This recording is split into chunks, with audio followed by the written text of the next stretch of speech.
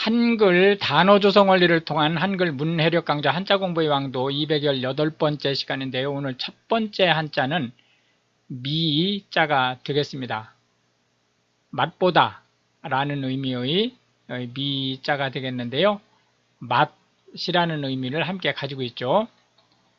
입구자에 안일미자를 붙여서 맛보다 라는 의미의 미자가 되겠습니다.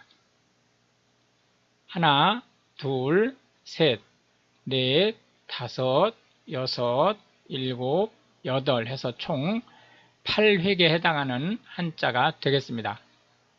미각이라고 하는 것은 맛을 보는 것 또는 맛을 느끼는 감각을 얘기하고요. 조미료라고 하면 맛을 더 좋게 하기 위해서 첨가하는 제반 물질을 얘기합니다. 풍미라고 하는 것은 맛을 느낄 때 함께 느끼는 여러 가지 정황을 얘기하는데요. 여기에서는 맛 자체뿐만이 아니고 냄새라든지 또는 혀로 느끼는 질감 이런 것들을 모두 포함합니다. 음미하다라고 하는 것은 단순히 맛을 보는 게 아니고 그 맛을 깊이 생각하면서 보는 것을 얘기하죠. 그렇기 때문에 이 음미하다라는 말은 다른 뜻으로 확대돼서 그 의미를 깊이 생각하다라는 뜻으로 확대해서 쓰고 있습니다. 그래서 예를 들자면 시를 음미하다 뭐 이런 뜻으로 이제 쓸 수가 있죠. 가미하다라고 하는 것은 맛을 추가하다, 첨가하다라는 뜻으로 단지 그냥 어떤 맛에 다른 맛을 추가하는 것이 아니고 더 좋은 향취, 더 좋은 향미를 위해서 추가하다라는 뜻을 가지고 있죠. 그렇기 때문에 이것도 역시 마찬가지로 뜻이 확대돼서 특정한 일에 다른 내용을 추가하는, 어태치하는 것을 가미하다라는 뜻으로 쓸 수 있습니다. 그렇기 때문에 이제 가미하다라고 하는 것은 단지 그 맛이라는 의미에서 어떤 그 일 또는 말이 가지고 있는 뜻이라는 것으로 더 확대돼서 쓰고 있다 이렇게 볼 수 있겠고요. 취미라고 하는 것은 일로 하는 것이 아니고 즐거움이나 또는 시간을 보내기 위해서 하는 일들을 얘기하고요. 흥미라고 하는 것은 어떤 일에 대해서 재미를 느껴서 또는 관심을 가지고 있는 것을 얘기합니다. 의미라고 하는 것은 어떤 말이나 일, 현상, 표정 이런 것들이 나타내고자 하는 참뜻을 얘기합니다. 그렇기 때문에 이 의미라는 말은 역시 확대돼서 가치라는 그 뜻을 함께 가지고 있습니다. 무의미라고 하는 것은 뜻없는 말이라는 뜻으로 그냥 지나가는 소리다 라는 의미를 가지고 있지만 또 한 가지는 가치가 없다 라는 의미로도 쓰이고 있습니다. 성미라고 하는 것은 어떤 사람의 성질을 얘기하는데 이 성질은 타고난 기질 뿐만이 아니고 그 사람의 어떤 태도 이런 것들을 종합해서 그 사람이 가지고 있는 어떤 기질적 성향을 얘기하는 거죠. 그런데 성미라고 하는 것은 가치 중립적인 거거든요. 성미가 좀 온순해 이런 식으로 쓸 수도 있지만 일반적으로 성미라는 말을 쓸 때는 좀 부정적인 말을 쓸 때가 더 많습니다. 성질이 고약해 라는 의미로 성미라는 말을 쓸 때가 더 많다라고 보시면 되겠습니다. 두 번째로 살펴볼 한자는 봉자가 되겠는데요. 만나다 라는 의미를 가지고 있습니다. 여기서 만나다 라고 하는 것은 사람을 만나다라는 것이 기본이지만 사람뿐만이 아니고 어떤 일에 봉착하다. 근데 특히 그것도 뜻하지 않게 봉착하다. 이런 의미를 가지고 있습니다.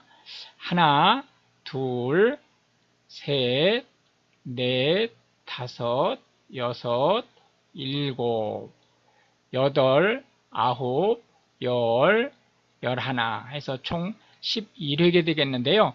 그동안에는 이제 책받침을 이렇게 썼었는데 앞으로는 이렇게 인쇄체로 해서 소개를 하도록 하겠습니다. 그 점 이제 착오가 없으시기 바랍니다.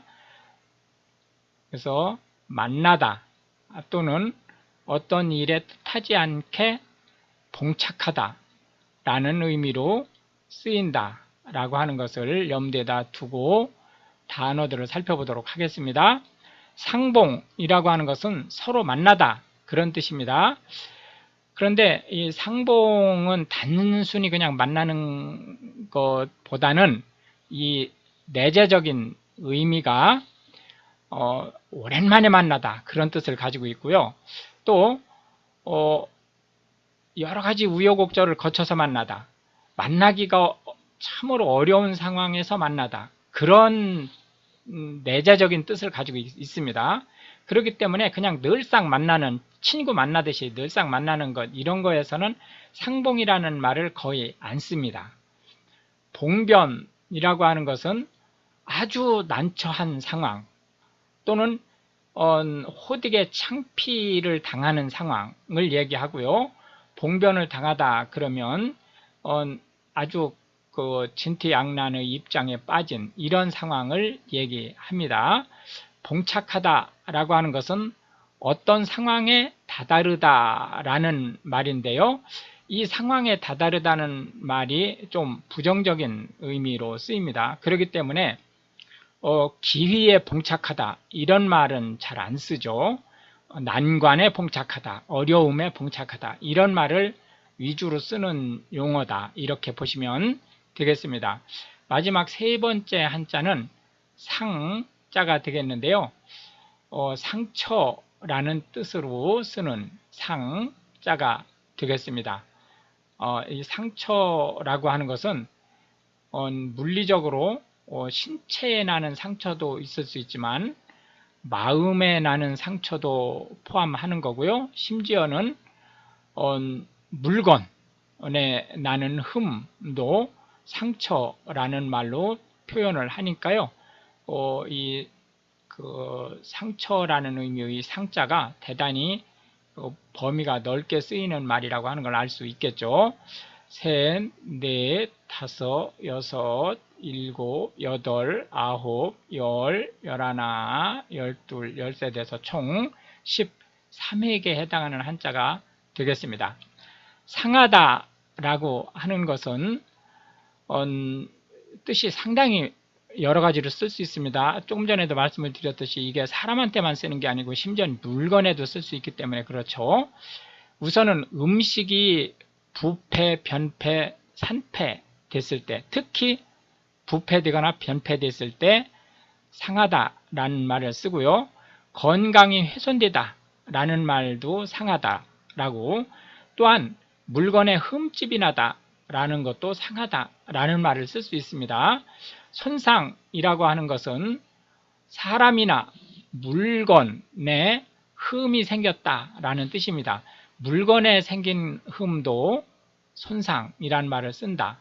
부상이라는 말은 사람한테만 씁니다. 사람한테만 쓰는데 목숨을 잃는 것을 제외한 그 피해, 물리적인 피해를 모두 부상으로 포함시키고요.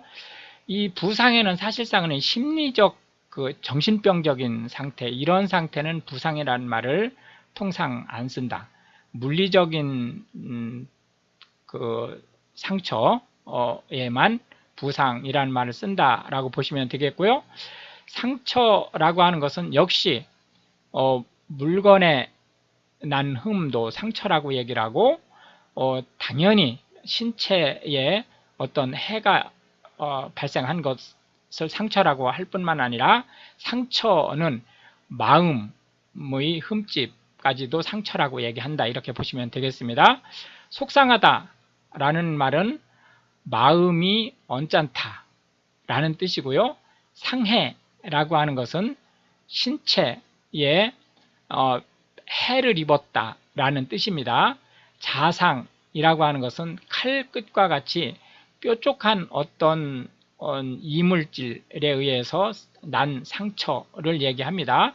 찰과상이라고 하는 것은 부딪히거나 또는 밀리거나 해서 상처가 어떤 이렇게 단일하게 난 상처가 아니고 부위에 쏠리면서 난 상처를 얘기합니다. 감상적이라고 하는 것은 어떤 그 일에 대해서 지나치게 슬퍼하거나 또는 그러한 슬픈 또는 비관적이거나 또는 부정적인 어떤 그 심상이 여러 가지 일에 투영돼서 통상적인 기질을 형성하는 것을 감상적이라는 말로 쓰고 있습니다. 사상자라고 하는 것은 죽거나 상처를 입은 사람을 모두 포함해서 하는 말이 되겠습니다. 이렇게 해서 이제 오늘도 우리는 세 개의 한자와 각 한자에 대해서 현대 한국어에서 자주 쓰이고 있는 10개씩의 단어를 살펴보았는데요. 이것이 한글 문해력 향상에 도움이 되고 또한 외국인으로서 한국어를 배우시는 분들한테 한국어 단어가 어떻게 구성되는지 그리고 어떻게 확장되는지에 대한 폭넓은 이해를 전달할 수 있게 되기를 바라겠습니다. 시청해 주셔서 감사하고 우크라이나를 위해서 기도해 주시면 더욱 감사하겠습니다.